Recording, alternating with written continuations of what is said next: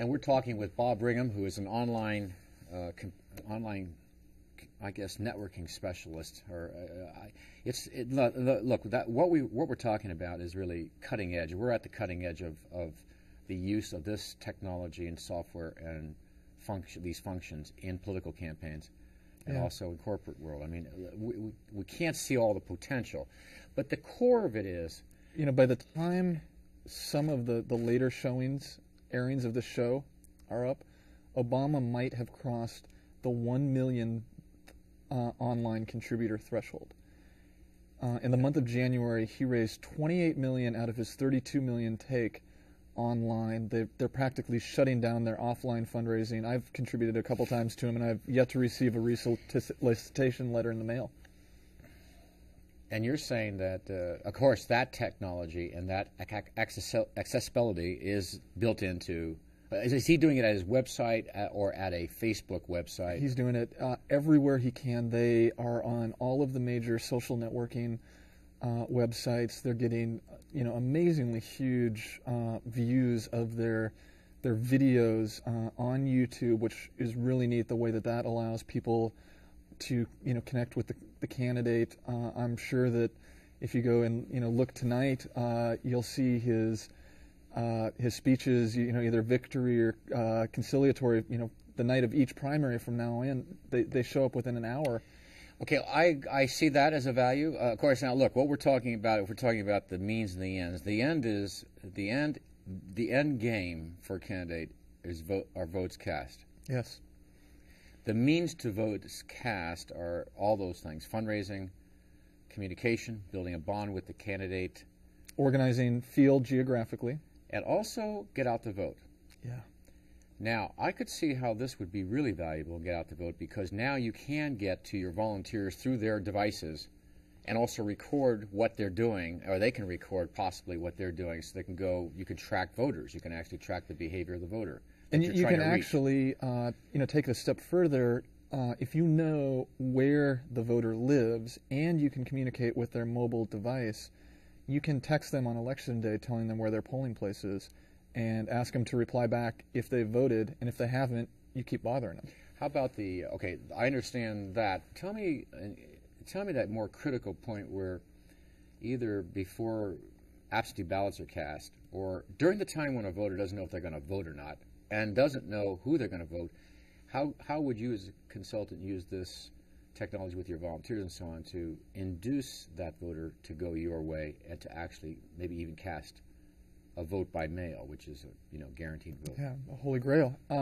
It is, you know, the relationship. You can't think of the internet just in a vacuum, and so what you can do with the internet and technology is expand the breadth of ways that you have to communicate with individual voters.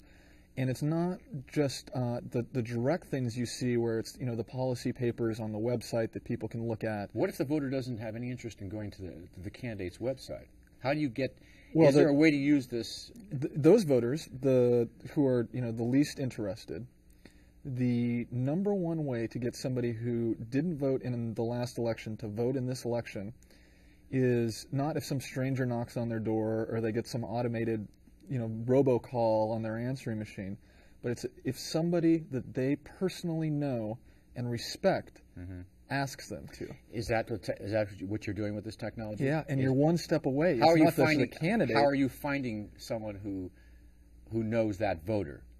Because you can see the social networks, and you don't know with a specific voter, but you know that these are our groups of supporters. These are the most efficient surrogates that we have. You know, they aren't Robert De Niro or whatever, but they're, you know, the most passionate. We need them to talk to their friends, and that's what's really turning the field of the field campaign on its head. Is because traditionally it's been all geographically focused. And targeting voters. You target a voter, a particular voter. You're saying it's going in the opposite direction. Now it's the exact opposite because the technology has circumvented geographical barriers.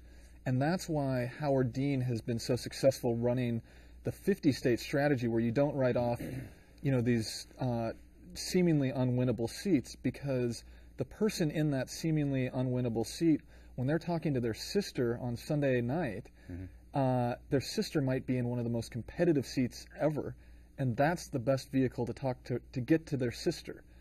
And so you want, you know, the people not just to reach out to strangers, but to build their own, to take advantage of the relationships that they've built up over the years. Okay, in the business world, other than the normal propensity of large corporations to feed on gossip, okay, which I fortunately I've escaped from. I mean, I own my own business, but I remember being in corporation. I mean, that's the #1 pastime.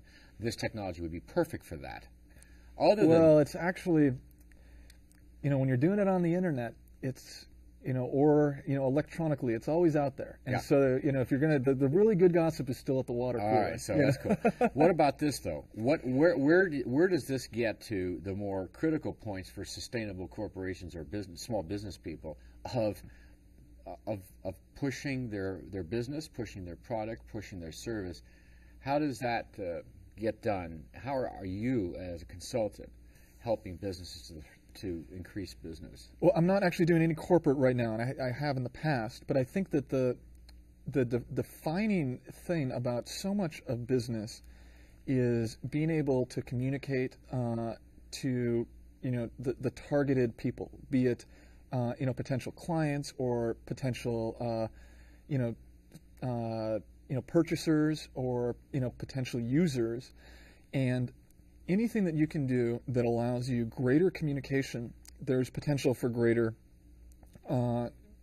benefits. So tell me now how that gets translated into this technology. I mean, how do you actually use this technology and software to get to it at that point? There are lots of, especially with, you know, cutting edge products, there are lots of people who are so passionate. I mean, you can go see, you know, iPhone groups that were started by users outside of the company that are now pulling people together about how much they love, and, you know, the iPhone, and that is boosting sales because of their networks spread out beyond there.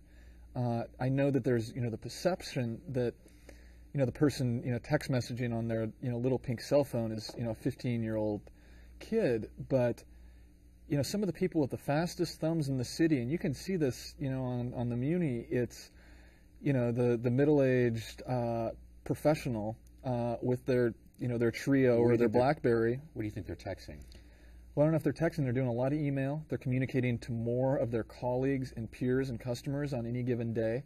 They're exchanging more information, and you also get an immediate feedback loop where if you can spot problems and successes ahead of time and earlier. So, in other words, you're saying you think that, especially in the middle-aged business people, they might still be relying more on the email function and not necessarily the Facebook function. Correct, but I think they're all kind of blending together. I mean, the big picture that I would take away from it is that whatever the individual means is, the technology systems that we now have allow, you know, greater connectivity and greater depths of relationship building. I mean, the traditional, you know, networking for a lot of business people was, you know, the once-a-month cocktail at the country club or something. And that's where you catch up on everyone's families and so on. And so with, you know, the ability to build stronger and deeper relationships, I think 5 years down the road, you know, the number of people that you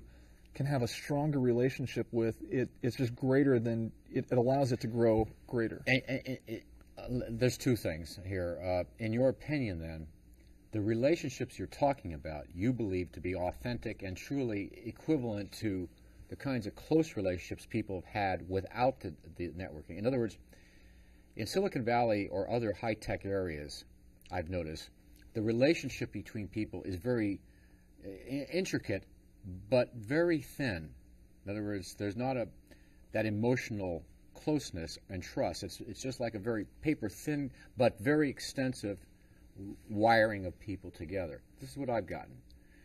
And you're suggesting that this kind of technology with a lot of personal information going back and forth is building truly strong relationships and not just apparently extensive relationships? So in the 2004 congressional cycle, there was really one other consultant out there who was using the blog specifically for congressional races. And he sent me an email, and he was like, yeah, here's my phone number. He was in Ohio. I was out here. And he said, maybe we should talk. We're the only ones doing this. And there was, we both had more work than we could handle. And so we just started exchanging ideas and grew to be, quite close friends. We'd, call each other up, 8 o'clock at night and crack a beer and start talking like you would at the neighborhood bar. Did you really need this new technology for that to happen? I think so. We were in instantaneous contact over IM. And finally, when we first met each other a year and a half after it, it was like, we were, bosom buddies. So your answer is yes. You think that the relationships are as authentic and as trustworthy and productive as those that have occurred. And it's always good to get it, to bring it back to the real world. Right. But it can be a strong facilitator. There are lots of people around the country who I think I have pretty solid relationships with. Is your phone on? Now, I know. Well, I just noticed Jim Ross, a local political consultant who you know very well. He's tracking superdelegates. And I have a couple different points of data, including from Bush's former internet director, about the number of robocalls from McCain and Clinton that are going on. These messages you're getting right now. Yes. One of my friends in Montana is wishing a happy birthday to somebody who lives 10 blocks down the street. Okay. Congressman Tim Ryan has left the Facebook group Law Enforcement Careers. I guess he has another career. Yeah. And so it's... And these have been flooding in as we've been talking.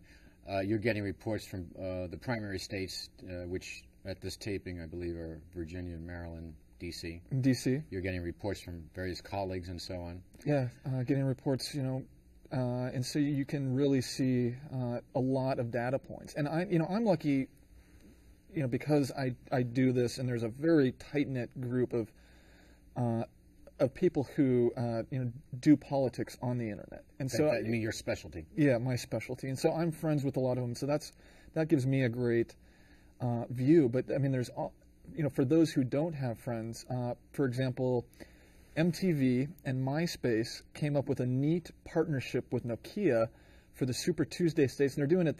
They have it on right now. That allows people. They trained 100 or so youth journalists, and they gave them really neat phones, probably cooler than this, that allow streaming high resolution video, and sent them out, and they're putting stuff up on a different Comcast channel as we are sitting here talking. Another concept. Yeah, that's good. I'm glad you plugged Comcast there. And of course, with all this acceleration, whenever a new use comes up, it moves everything faster, so that the evolution doesn't take months, can take days or even hours of what works and what doesn't work. Well, Bob, I think it's intriguing stuff. I think, from my background, and I'm glad that we chatted, and I hope the viewer enjoyed it. And I requested to be friends on Facebook, and hopefully you'll accept. Yes, I did. And thank you. I will go there and check whatever you posted. Paul Brigham. And we hope you enjoyed tonight's program. We'll see you next time. For program schedules, post-production notes, and free streaming video of select interviews, visit our website at www.sfunscripted.com.